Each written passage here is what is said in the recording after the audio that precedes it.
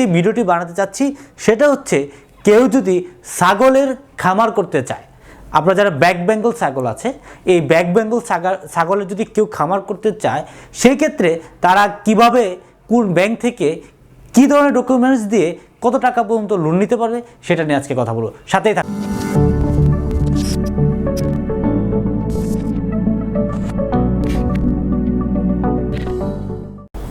High, সবাইকে স্বাগতম। আমি সৌরভ সরকার, আমি একজন ফান্ড এবং লোন ইনস্ট্রাক্টর। আপনারা জানেন, আপনাদেরকে অনেকগুলো ভিডিও দিয়েছি, আমার চ্যানেলে অনেকগুলো ভিডিও আছে, বিভিন্ন ধরনের লোন এবং ফান্ড নিয়ে কথা বলেছি। বিভিন্ন ধরনের ফার্মিং লোন কীভাবে নেওয়া যেতে পারে, ডেইরি ফার্মে কীভাবে লোন নেওয়া যেতে পারে, তারপরে আরও আছে যারা ছোটো ছোটো উদ্যোক্তা আছেন, যারা 3টা গরু 5টা গরু এরকম গরু কিনে লোন নিতে পারেন। গরু কেনার জন্য কোন ব্যাংক থেকে নিলে ভালো হবে, কী কী ডকুমেন্টসের প্রয়োজন হতে পারে, এগুলো আপনার সাথে ডিসকাস করেছি। আজকে যে ভিডিওটি বানাতে চাচ্ছি সেটা হচ্ছে কেউ যদি ছাগলের খামার করতে চায়, আপনারা যারা ব্ল্যাক বেঙ্গল ছাগল আছে, এই ব্ল্যাক বেঙ্গল ছাগলের যদি কেউ খামার করতে চায় সেই ক্ষেত্রে তারা কিভাবে কোন ব্যাংক থেকে কী ধরনের ডকুমেন্টস দিয়ে কত টাকা পর্যন্ত লোন নিতে পারবে সেটা নিয়ে আজকে কথা বলবো, সাথেই থাকুন। যারা আজকে আমার এই চ্যানেলে নতুন তারা অবশ্যই চ্যানেলটি সাবস্ক্রাইব করে রাখবেন এবং ভিডিওটি অবশ্যই শেয়ার করবেন। চলুন জেনে নেওয়া যাক একটি ছাগলের খামার দেওয়ার জন্য কোথা থেকে কি পরিমাণ অর্থ বা ফান্ডিং নেওয়া যেতে পারে। আপনারা জানেন, এখন তরুণ যারা উদ্যোক্তা আছে তারা বিভিন্ন ডেইরি ফার্ম, তারপর হচ্ছে বিভিন্ন ধরনের পশুপালন থেকে শুরু করে এই ধরনের লোনের ক্ষেত্রে যাচ্ছে। তারা আসলে এই তরুণ যে উদ্যোক্তারা আছে, যারা শিক্ষিত বেকার আছে, তারা এই ধরনের লোনগুলো কেবলমাত্র যাদের নিজের জায়গার উপর খামার আছে তারাই কিন্তু এই লোনটা পেতে পারে। তাহলে তার প্রথমে প্রয়োজনীয় জিনিসপত্র কী কী প্রয়োজন হতে পারে? অবশ্যই তার নিজের একটা জায়গা থাকতে হবে যেখানে সে শেড করবে বা খামারটা দেবে। এখন নিজের জায়গার ওপর একটা খামার বা শেড করার জন্য তার নিজের অর্থায়নেই এই শেডটা করতে হবে। কেউ যদি এই ব্ল্যাক বেঙ্গল ছাগলের জন্য খামার দিতে চায় সেজন্য একটা শেড করবে ছাগল রাখার জন্য। আচ্ছা, এখন তার একটা ধরে নিলাম সে 5 থেকে 10% জায়গার উপর একটি শেড করেছে ছাগল পালন করার জন্য। তার এই জায়গাটা আছে এবং এই 10% জায়গার কাগজপত্র তার নিজের নামে আছে। তারপরে কি কি প্রয়োজন হতে পারে? তারপরে যে প্রয়োজন হবে, পশু পালন করার জন্য বিভিন্ন ধরনের প্রশিক্ষণ দিয়ে থাকে, যেমন যুব উন্নয়নের প্রশিক্ষণ দিয়ে থাকে, তারপর হচ্ছে প্রাণী সম্পদ অধিদপ্তর থেকে একটি প্রশিক্ষণ দিয়ে থাকে। এই প্রশিক্ষণের সার্টিফিকেট প্রয়োজন হবে, কেননা এই প্রশিক্ষণের সার্টিফিকেটের মাধ্যমেই আপনাকে যাচাই করা হবে আপনি এই বিষয়ে অভিজ্ঞ, এবং এই অভিজ্ঞ ব্যক্তিকেই কিন্তু ব্যাংক ফান্ডিং করবে, কারণ তার কাছ থেকে এই প্রফিটটা তুলে আনার জন্য।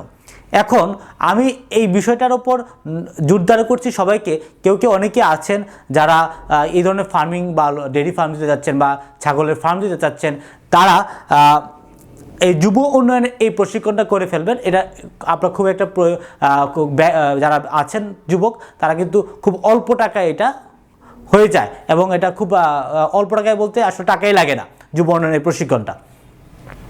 এখন কী কী প্রয়োজন হতে হবে? আপনার থাকতে হবে এনআইডি কার্ড, আপনি বাংলাদেশের নাগরিক হতে হবে, আপনার এনআইডি কার্ড থাকতে হবে, টিন থাকতে হবে, টিন সার্টিফিকেট থাকতে হবে, এবং আমি যেটা বললাম সেই সার্টিফিকেটটা, এক্সপিরিয়েন্স সার্টিফিকেট, প্রশিক্ষণ এক্সপিরিয়েন্স সার্টিফিকেটটা থাকতে হবে।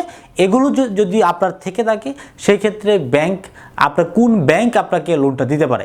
এটার জন্য বাংলাদেশ কৃষি ব্যাংক, তারপর হচ্ছে প্রিমিয়ার ব্যাংক, তারপর ইসলামী ব্যাংক, এবং তারপর হচ্ছে আমরা যেটা হচ্ছে এক্সিম ব্যাংক, ট্রাস্ট ব্যাংক, তারা হচ্ছে এই ধরনের ফার্মিংয়ের উপর ছোটো ছোটো ফার্মিংয়ের উপর এগ্রি লোনগুলো দিয়ে থাকে।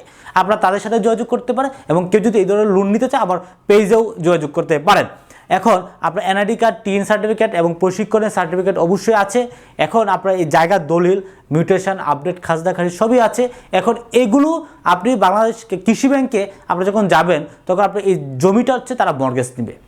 জমিটা মর্গেজ দেবে এই কারণেই, কারণ হচ্ছে এই জমিটা সিকিউরিটি পারপাস তারা নিয়ে, হয়তো বা জমিটার দাম যদি 10 লক্ষ টাকা হয়, এবং এটার উপর নির্ভর করে আপনাকে হয়তো বা 6 থেকে 8 লক্ষ টাকা হচ্ছে ব্যাংক আপনাকে ফান্ডিং করবে আপনি ছাগল কেনার জন্য, এবং ছাগল লালন পালন করবেন, এবং এই 3 মাস পরে বা 6 মাস পরে ছাগল আপনি বিক্রি করে দিবেন, এরকম হতে পারে। আপনি যখন প্রফিট করবেন, হ্যাঁ, এগুলো প্রতি মাসে ধরেন 8 লাখ টাকা আপনাকে যদি লোন দিয়ে থাকে ছাগল পালনের জন্য, সেই ক্ষেত্রে ব্যাংকে আপনি প্রতি মাসে যদি আপনাকে 3 বছরের জন্য দিয়ে থাকে প্রতি মাসে ব্যাংকে কত দিতে হবে। ব্যাংক ইএমআই হবে হয়তো বেশি দূর হলে 9 থেকে 10,000 টাকা হয়তো ইএমআই আসতে পারে প্রতি মাসে।